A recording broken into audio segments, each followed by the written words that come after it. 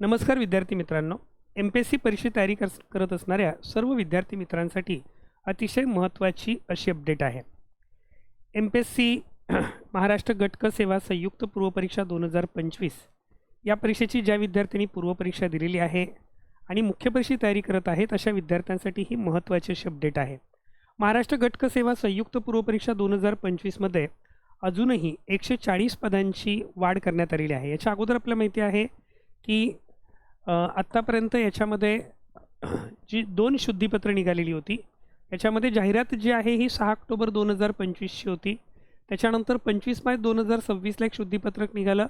त्याच्यानंतर 29 एप्रिल 2026ला हे जे शुद्धीपत्रक निघालेलं आहे त्याच्या अनुषंगाने या ठिकाणी ही जी पदं आहेत ही पदं वाढवण्यात आलेली आहेत. आपण या ठिकाणी पाहू शकतो की महाराष्ट्र गट क सेवा संयुक्त पूर्वपरीक्षा 2025 करिता दिनांक 6 ऑक्टोबर 2025 रोजीच्या जाहिरातीनुसार एकूण 938 रिक्त पदं विज्ञापित करण्यात आली होती. म्हणजे 938 पदांची जाहिरात प्रसिद्ध करण्यात आलेली होती.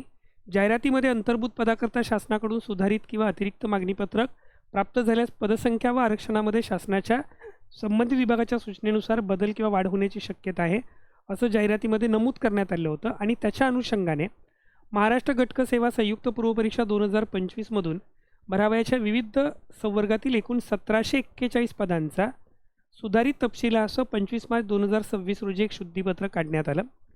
त्यानंतर शासनाच्या विधी व न्याय विभागाच्या 28 एप्रिल 2026च्या पत्रान्वये प्राप्त अभिप्रायानुसार 29 एप्रिल 2026 रोजी शुद्धीपत्रकानुसार 3 पदं रद्द करण्यात आली आणि शासनाच्या गृह विभागाच्या 29 एप्रिल 2026च्या पत्रानुसार लिपिक टंकलेखकची एकूण 146 पदं जी आहेत त्या पदाचं अतिरिक्त मागणीपत्रक प्राप्त झालेलं आहे. अतिशय महत्त्वाचं असं पद आहे.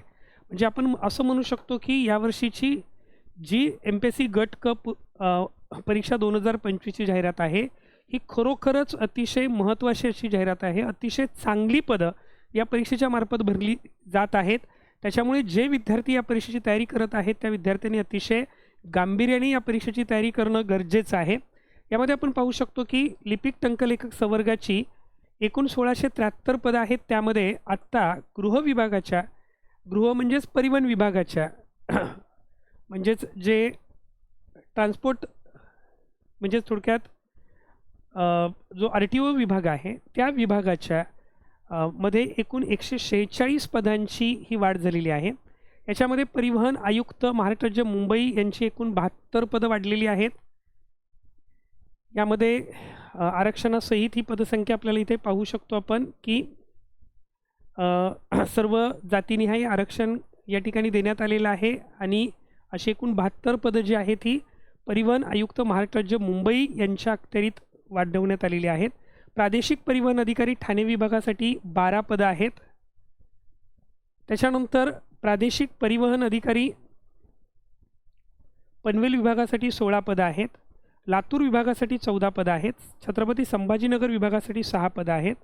धुळे विभागासाठी 22 पदं आहेत आणि त्याच्यानंतर अमरावती विभागासाठी एकूण 4 पदं आहेत. अशी ही सर्व पदं वाढवण्यात आलेली आहेत आणि त्यामुळे जुनी जाहिरात आणि ही आत्ताची 146 पदं विचारात घेता एकूण 1884 रिक्त पदांसाठी ही मुख्य परीक्षा घेतली जाणार आहे. आणि त्यामुळे जे विद्यार्थी या परीक्षेची तयारी करत आहेत ही खरोखरच तुमच्या सर्वांसाठी अतिशय सुवर्ण संधी आहे. या संधीचं सोनं करा आणि आपलं शासकीय नोकरीचं स्वप्न पूर्ण करा.